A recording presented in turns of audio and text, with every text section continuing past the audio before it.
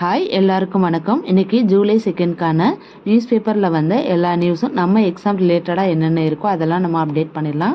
அதுக்கு முன்னாடி நம்ம சேனல் இது வரைக்கும் சப்ஸ்கிரைப் பண்ணலைன்னா சப்ஸ்கிரைப் பண்ணி சப்போர்ட் பண்ணுங்கள்.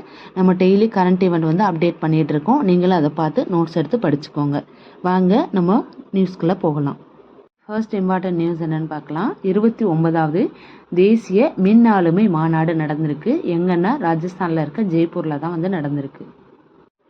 இந்த 29வது தேசிய மின் ஆளுமை மாநாடோட கருப்பொருள் என்ன அப்படின்னா, விக்சித் பாரத் 2047 ஏஐ இயக்கப்பட்டது, தரவு உந்துதல் மற்றும் பாதுகாப்பான டிஜிட்டல் ஆளுகை அப்படின்ற கருப்பொருளில் தான் நடந்திருக்கு. இந்த மாநாட்டை ராஜஸ்தான் சீஃப் மினிஸ்டர் பஜன் லால் சர்மா அவர் தான் வந்து தொடங்கி வச்சிருக்காரு. நெக்ஸ்ட் நியூஸ் என்னன்னா, பெங்களூரில் 77வது உலக திருக்குறள் மாநாடு வந்து நடைபெற இருக்குது. உலக திருக்குறள் மாநாடு எங்கே நடைபெற போகுதுன்னா பெங்களூரில் நடைபெற போகுது. எத்தனாவது திருக்குறள் மாநாடு அப்படின்னா 77வது உலக திருக்குறள் மாநாடு. கல்வி கடன் வங்கி அப்படின்னா என்னன்னா, இந்திய அரசின் மத்திய கல்வி அமைச்சகத்தின் ஒரு முன்முயற்சி தான் இந்த கல்வி கடன் வங்கின்னு சொல்றது.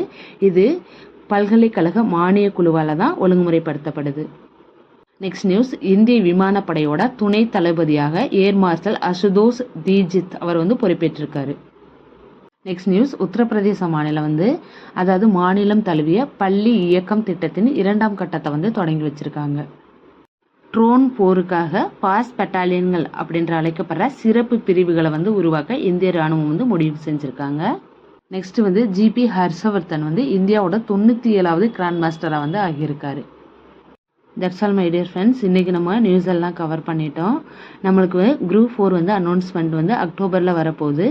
டிசம்பரில் வந்து எக்ஸாம் இருக்க போகுது. ஸோ இன்னும் 5 மாதம் தான் எக்ஸாமுக்கு வந்து இருக்குது குரூப் 4க்கு. குரூப் 4 ப்ரிப்பரேஷனில் இருக்கிற எல்லா ஸ்டூடெண்ட்டும் நல்லா படிக்க ஆரம்பிச்சிருங்க. இப்போவே படிக்க ஆரம்பிங்க. அப்போ தான் எல்லா சப்ஜெக்ட்டும் கவர் பண்ணிவிட்டு நம்ம ரிவிஷன் பண்ணுறதுக்கும் சரி, டெஸ்ட் எழுதி பார்க்குறதுக்கும் சரி டைம் இருக்கும். ஸோ வந்து இந்த டைமை வந்து யூட்டிலைஸ் பண்ணிக்கோங்க. அதே போல் கரண்ட் அஃபேர்ஸும் நீங்கள் டெய்லி என்னென்ன இருக்கோ அதை அப்டேட் பண்ணிகிட்டே வாங்க. அப்போ தான் உங்களுக்கு வந்து எக்ஸாம் அப்போ ரொம்ப யூஸ்ஃபுல்லாக இருக்கும். நம்ம ஒவ்வொரு டாபிக் எடுக்கிறப்பையும் அதை பற்றி டீட்டெயிலான இன்ஃபர்மேஷன் என்னன்னு சொல்லிட்டு பார்த்துலாம். இப்போல்லாம் ரீசன்ட் டேஸில் எப்படி கொஸ்டின்ஸ் கேட்குறாங்க அப்படின்னா ஸ்டேட்மெண்ட் கொஸ்டின்ஸாக தான் கேட்குறாங்க. நாமளும் அதே மாதிரி ட்ரை பண்ணலாம்.